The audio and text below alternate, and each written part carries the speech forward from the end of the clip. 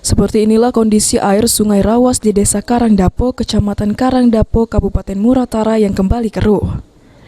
Penyebab dari keruhnya air Sungai Rawas sendiri karena kini kembali adanya aktivitas tambang emas di sekitaran lokasi.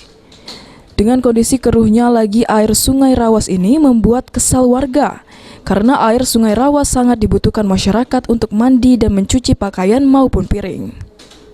Orang yang ngeruah di ulu tuh minta itu, ayo kok dapat diminum, ayo kok. Ya, kalau tidak di itu ya, Iya. Iya. Sebab kelanu kita ke sungai, penghidupan dusun kita sungai. Kini jalan ada, nah kini sungai dia banyak lagi sungai, jangan dicapak. Kalau sungai kau kan jangan dimati. Masih banyak yang itu ya, masih tergantung dengan air ini, sungai ini.